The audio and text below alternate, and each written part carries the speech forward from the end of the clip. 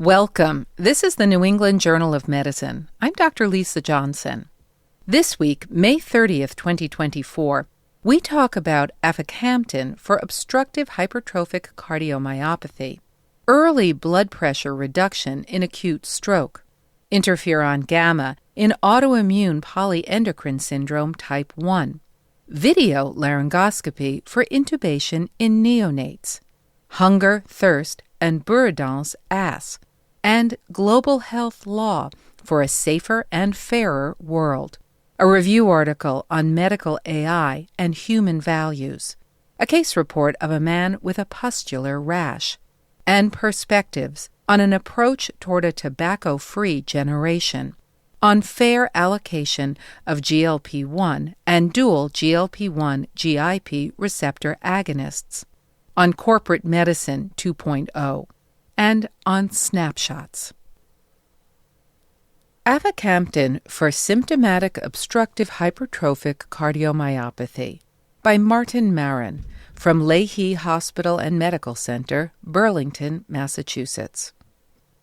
One of the major determinants of exercise intolerance and limiting symptoms among patients with obstructive hypertrophic cardiomyopathy, HCM, is an elevated intracardiac pressure resulting from left ventricular outflow tract obstruction.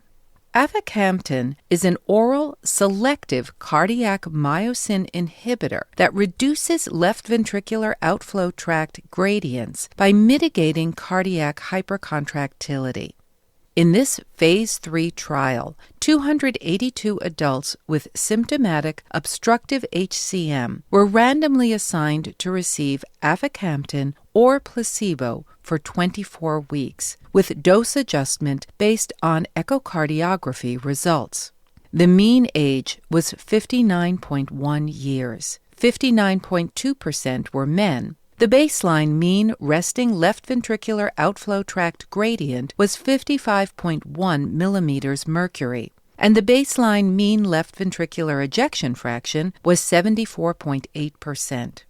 At 24 weeks, the primary endpoint of the mean change in the peak oxygen uptake, as assessed by cardiopulmonary exercise testing, was 1.8 milliliters per kilogram per minute in the aficamten group and 0.0 milliliters in the placebo group.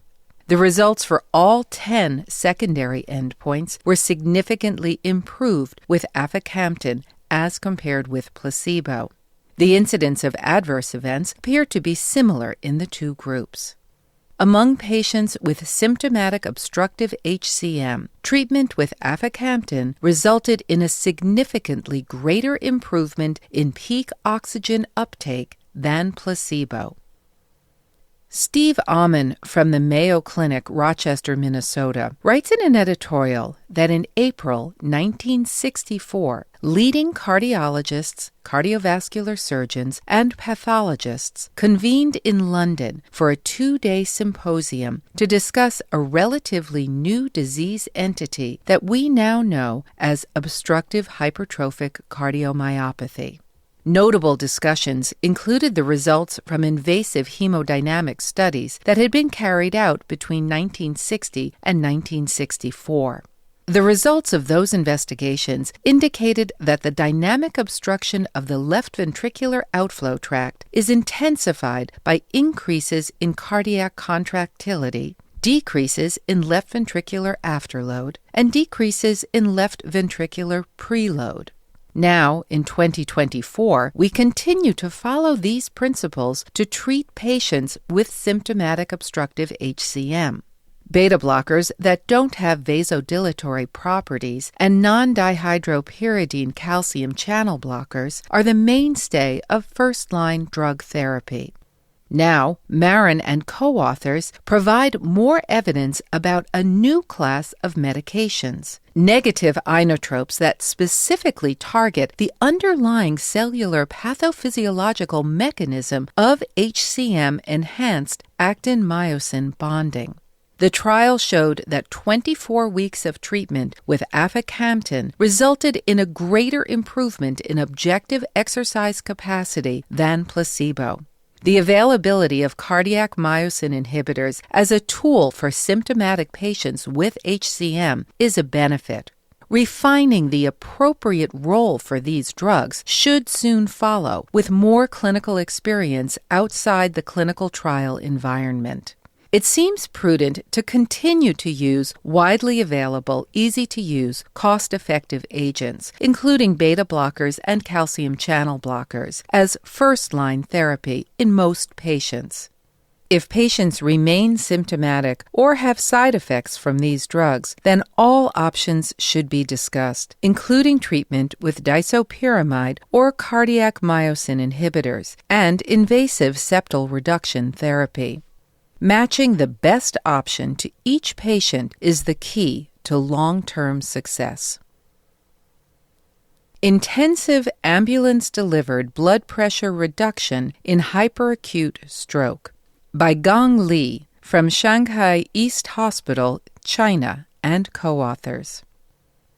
Treatment of acute stroke before a distinction can be made between ischemic and hemorrhagic types is challenging. This study evaluated whether very early blood pressure control in the ambulance improves outcomes among patients with undifferentiated acute stroke.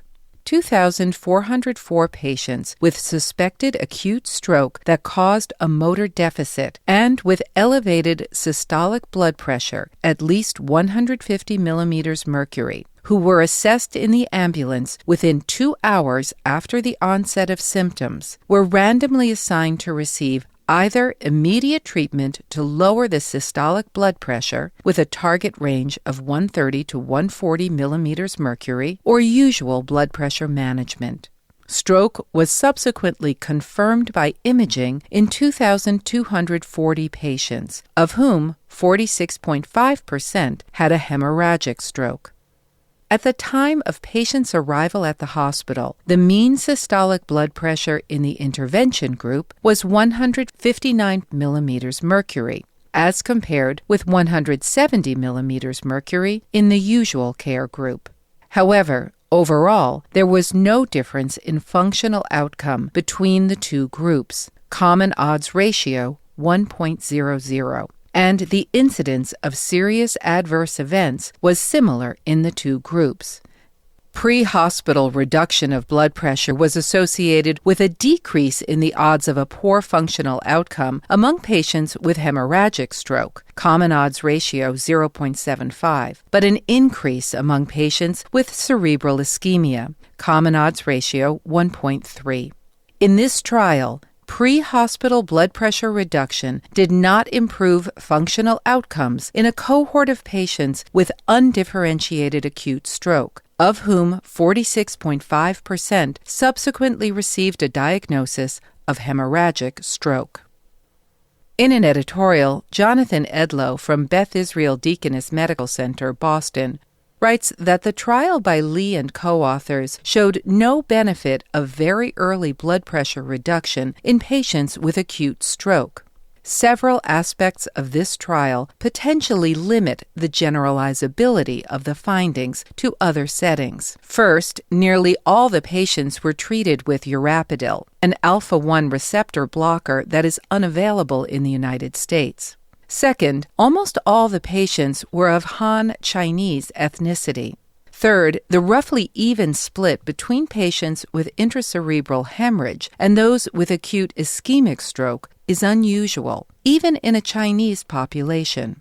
Fourth, more than 2/3 of patients with acute ischemic stroke in this trial had visible signs of ischemia or infarction on the initial CT scans, which were obtained within 3 hours after stroke onset. However, most CT scans obtained within this time frame are normal in patients with acute ischemic stroke. Thus, the findings by Lee and co-authors should be considered hypothesis-generating, and they make the case for validation of the trial results in other settings. Advances in medicine are often nonlinear, driven by revolutions in thought or the introduction of innovative equipment. One example is the development of the mobile stroke unit with CT scanners on board. ambulance-performed CT allows for the distinction to be made between hemorrhage and ischemia, which not only permits more targeted blood pressure management, but can also expedite decisions regarding anticoagulant reversal, thrombolysis, and hospital destination, such as primary acute care versus comprehensive stroke center. Early treatments can have a large effect, but only if they are based on accurate early diagnosis. The role of interferon-γ in autoimmune polyendocrine syndrome type 1 by Vasilios Okonomou from the National Institute of Allergy and Infectious Diseases, Bethesda, Maryland, and co-authors. Autoimmune polyendocrine syndrome type 1, APS1, is a life-threatening autosomal recessive syndrome caused by autoimmune regulator AIR deficiency.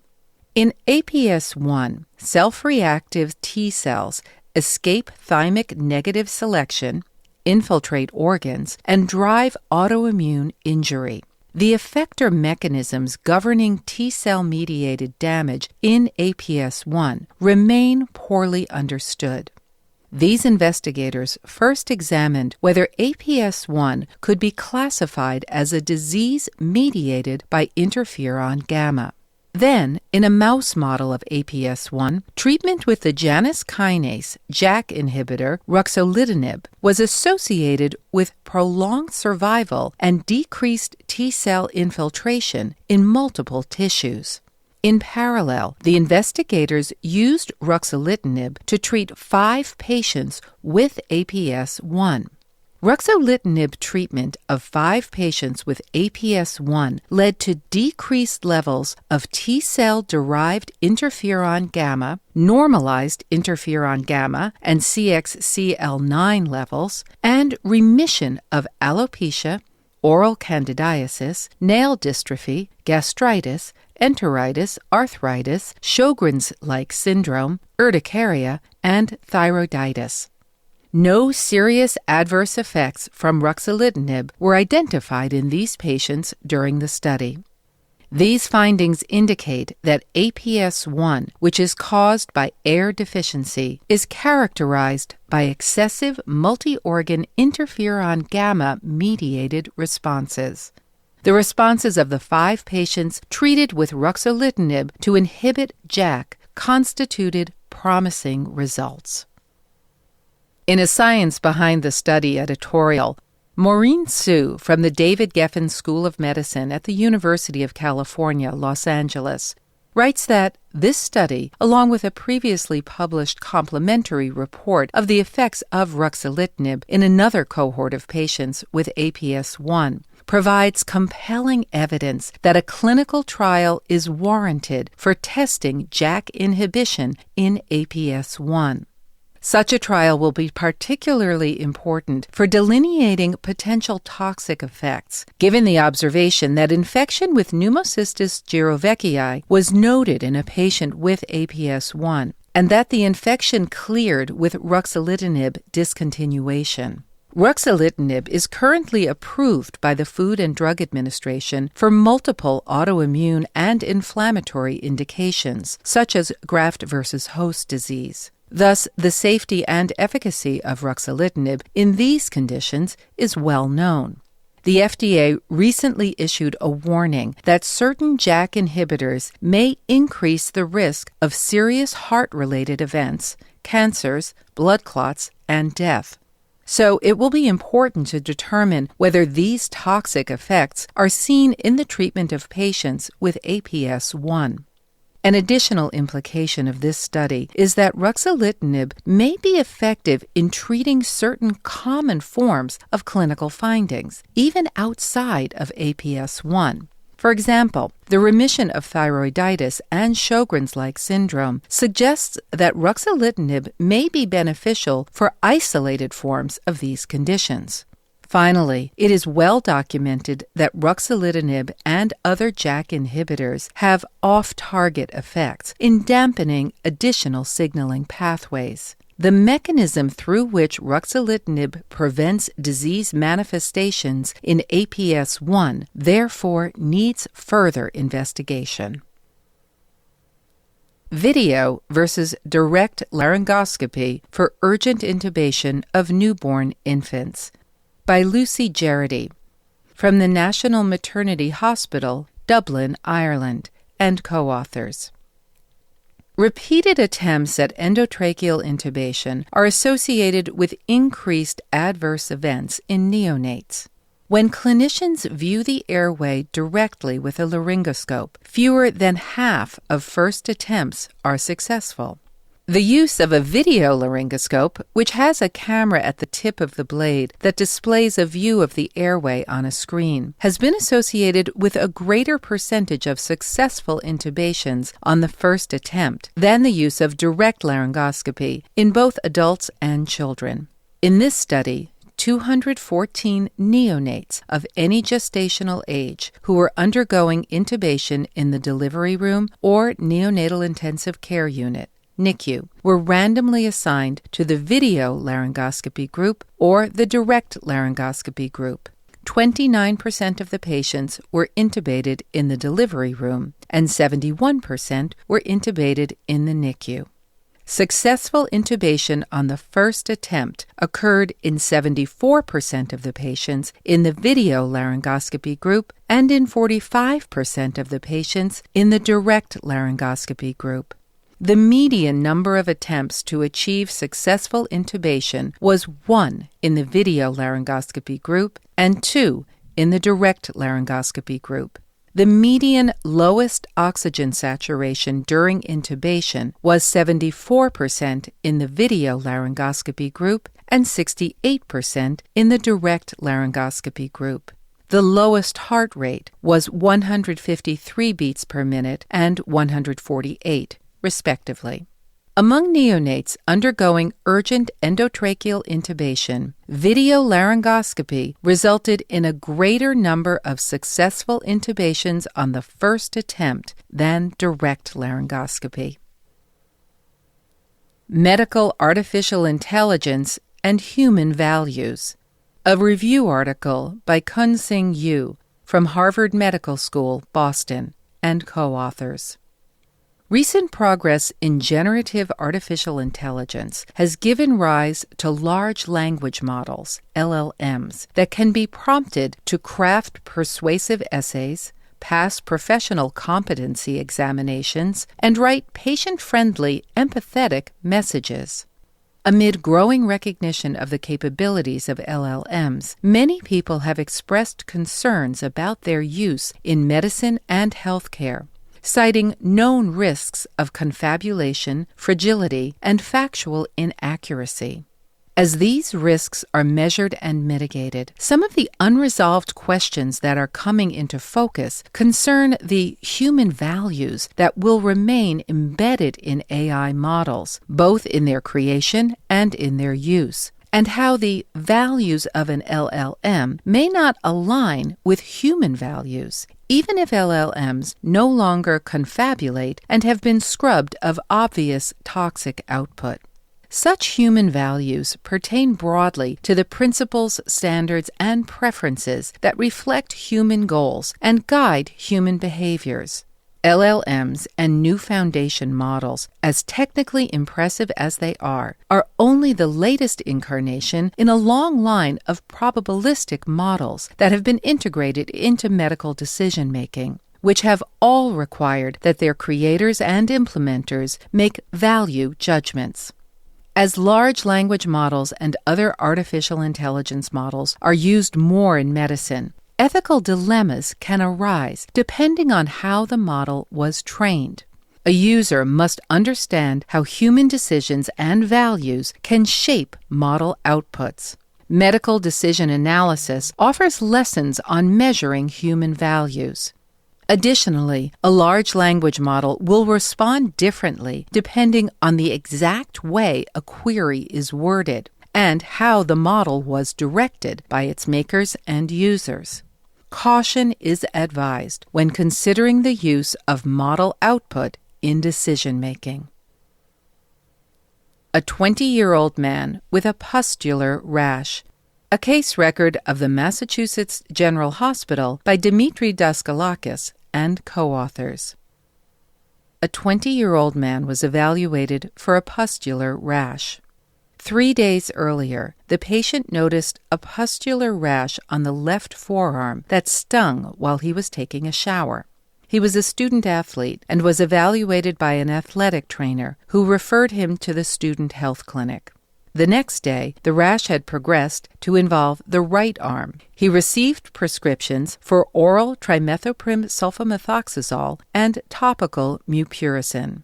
The day before the current evaluation, the patient noticed an increased number of lesions, including new lesions on the chest, face, and ears. He presented to the emergency department. He stated that several days earlier, he had had close contact with another man with a similar rash.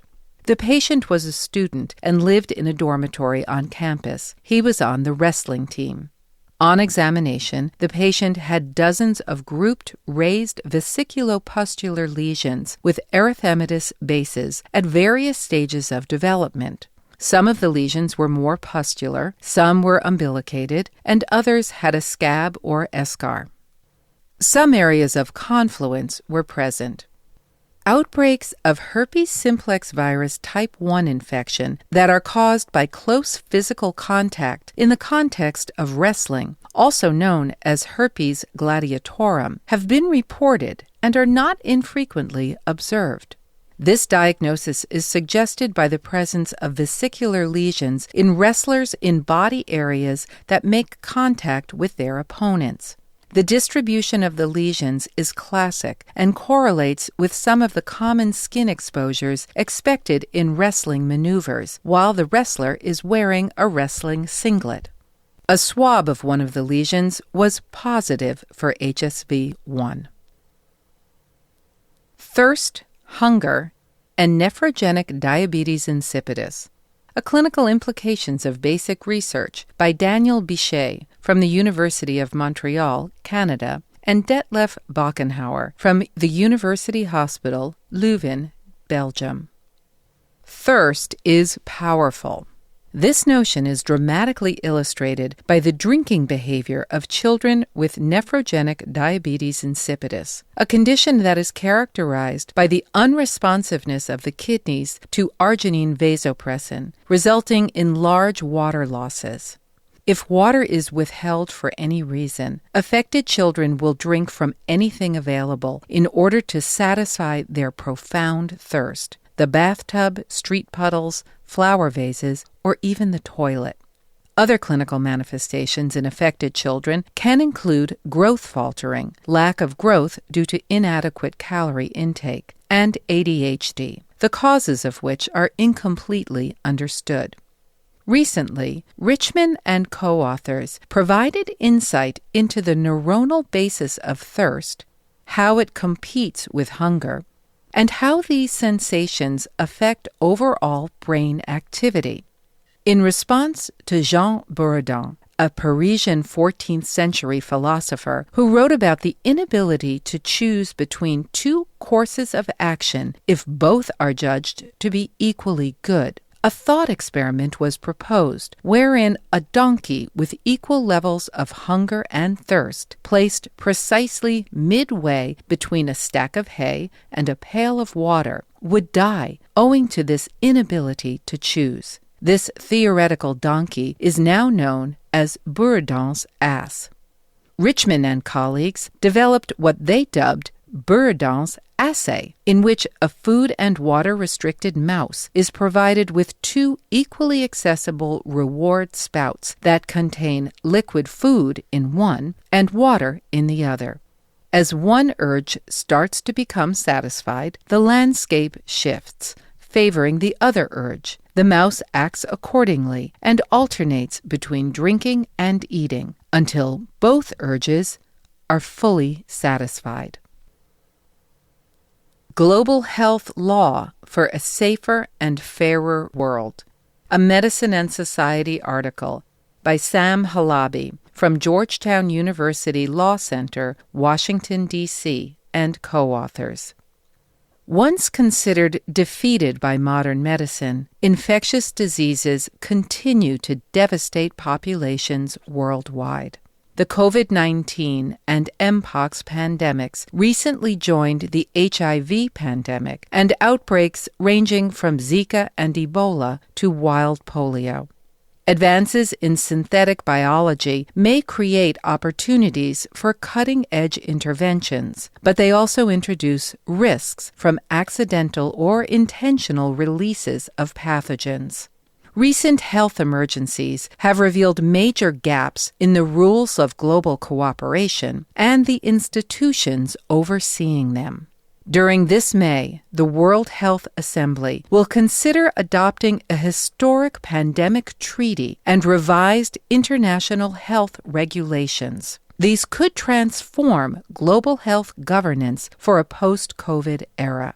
This article discusses the major gaps in global preparedness, the critical capacities needed to create a safer and fairer world, and the international instruments required for realizing them. Deep prevention, transparent information sharing, and synergistic research collaborations shaped by regard for equity can all be achieved with thoughtful revision of international rules and negotiation of a new pandemic agreement. Undergirded by robust financial commitments and compliance measures, the world can be made safer and more resilient to pandemics. Working together, the world's governments can meet these daunting challenges. They require only the political will and foresight to do so. Toward a tobacco-free generation, a birth date-based phase-out approach. A perspective by Catherine Silbaugh from the Boston University School of Law and co-authors.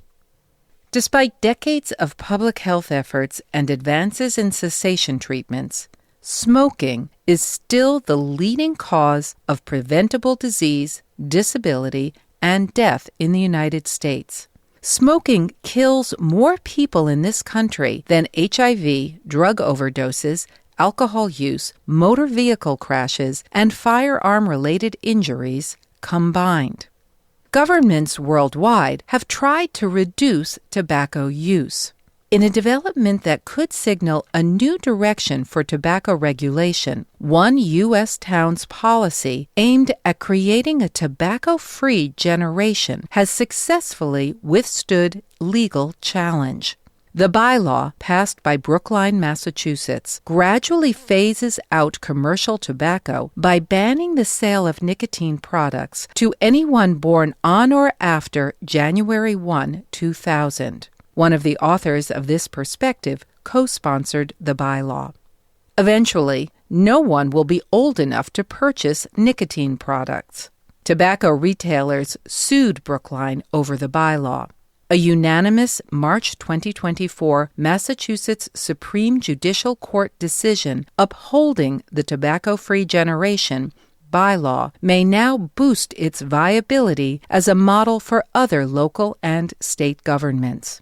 In response to the ruling, health boards in 3 other Massachusetts towns, Melrose, Stoneham, and Wakefield, voted to implement birth date-based phase-outs, and other municipalities have taken initial steps toward adopting this policy.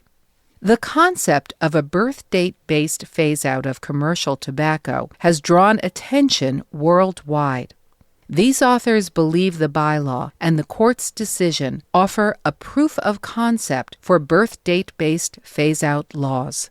As more towns implement this policy, the Massachusetts legislature and other states could be motivated to adopt a birth date-based phase-out of commercial tobacco. Fair allocation of GLP-1 and dual GLP-1-GIP receptor agonists. A perspective by Ezekiel Emanuel from the University of Pennsylvania, Philadelphia, and co-authors. The percentage of U.S. adults with overweight or obesity now exceeds 70%, and more than 10% of U.S. adults have type 2 diabetes. These people are at increased risk for heart disease, stroke, cancer, and premature death. Glucagon-like peptide 1, GLP-1 receptor agonists, such as semaglutide, and dual GLP-1 and glucose-dependent insulinotropic polypeptide GIP receptor agonists, such as tirzepatide, have been found to be effective for treating obesity and diabetes, significantly reducing weight and the risk or predicted risk of adverse cardiovascular events.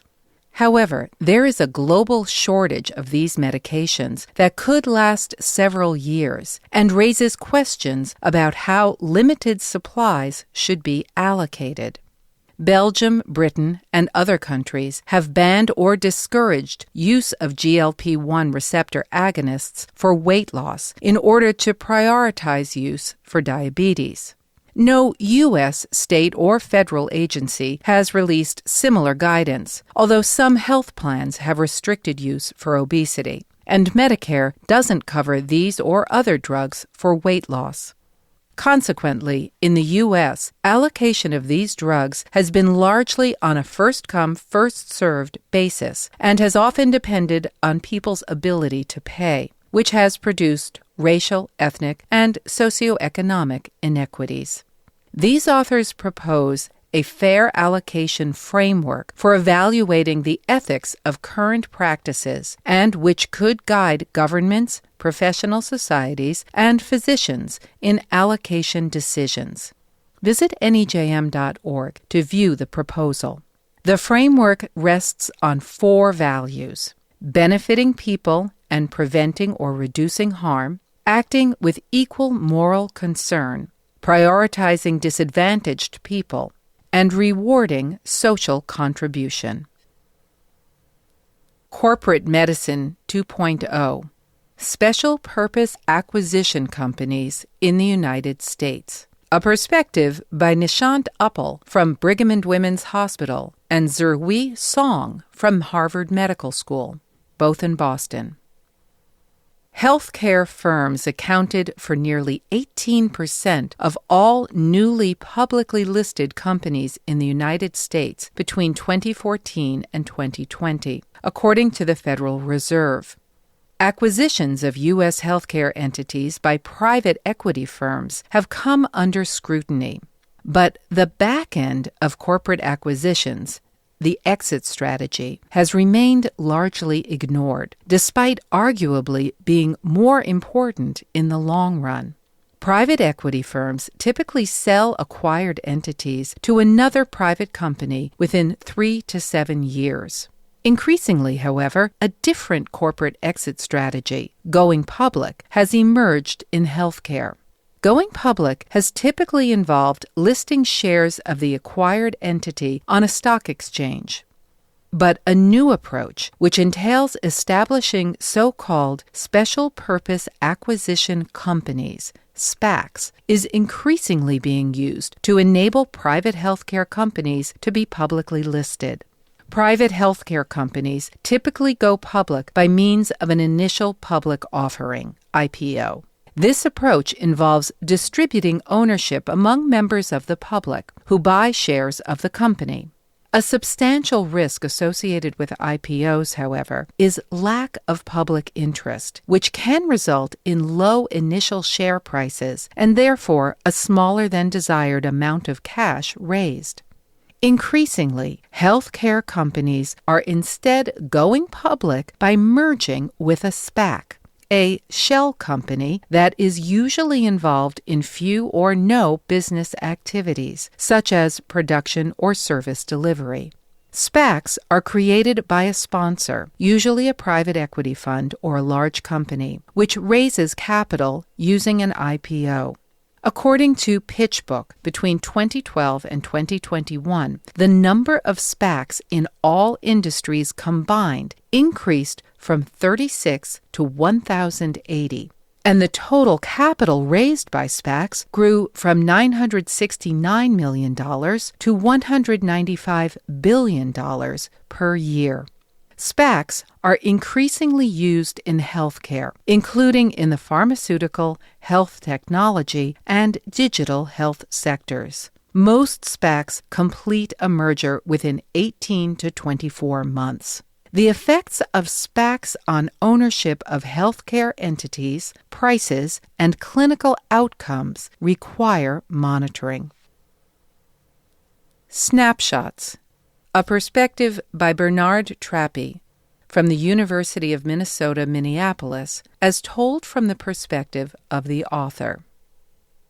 This morning, a photo of you followed me throughout your electronic chart. In the picture, you look healthy and whole. Your full cheeks are connected by a thick mustache, brown, with just a hint of gray starting to show. Red sunglasses rest atop a tight black motorcycle skull cap. Your eyes seem to stare out at me through the screen, intent and intense. As I tabbed through the various notes, tables, and lists in a well-worn ritual that allows me to wrap my mind around a new patient, the photo remained anchored in the top left corner of the screen, the place I am teaching my toddler to recognize as where the story begins. The face I find when I see you in the intermediate care unit later in the morning is unrecognizable. It is thin and drawn.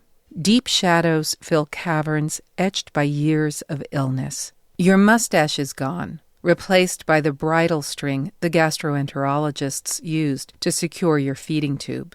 You open your eyes when I touch your shoulder and introduce myself. Your gaze is now unfocused and icteric, and you drift off again before I can ask you my usual orientation questions. I turn to your wife and establish myself as the latest in a chain of hospitalists who will care for you during your long and complicated hospitalization. As we talk, the man in the photo keeps coming back to me, and I wonder if there is a secret equation to be found hidden in photos like yours. By subtracting the present from the past, might it be possible to quantify the suffering you've endured? While you nap, I pull up your chart and show your wife the photo, outlining the story it tells me about the years since it was taken. She too is struck by the difference, even though she has been witness to every step of your gradual decline. She takes out her phone and shows me pictures of key moments in the intervening years. Through photos, she graphs the advances and retreats of a devastating chronic illness. It is difficult to pull myself away, but I excuse myself to see other patients. In our Images in Clinical Medicine, a 57-year-old woman with a history of recently treated malaria presented with fatigue, anorexia, and fever. A peripheral blood smear showed red cells containing malaria gametocytes and mature trophozoites surrounded by uninfected erythrocytes in rosette formations. Red cell rosette formation, which may be seen in P. vivax or P. falciparum infection, is thought to be a mechanism by which infected cells can escape splenic sequestration, phagocytosis, and possibly exposure to anti-malarial agents. Antigen testing for P. vivax was positive, and the parasite load was less than 1% in red cells. A diagnosis of malaria due to relapsed P. vivax infection was made. Treatment with another course of anti-malarial agents was given. In another image, a 79-year-old woman presented with a 3-day history of hematemesis, melena, and epigastric pain. Approximately 1 day before symptom onset, non-bloody vomiting had developed after she had eaten unrefrigerated food. An upper endoscopic examination revealed approximately 3 longitudinal mucosal lacerations with active bleeding. A diagnosis of Mallory-Weiss syndrome was made. In this upper gastrointestinal bleeding syndrome, repetitive retching results in a superficial mucosal laceration, most commonly at the gastroesophageal junction. There is typically only one laceration, but more may occur, as in this case. Endoscopic clipping was performed. Treatment with a proton pump inhibitor and a fluoroquinolone for possible antecedent bacterial gastroenteritis was given. This concludes our summary. Let us know what you think about our podcast. Any comments or suggestions may be sent to audio@nejm.org. Thank you for listening.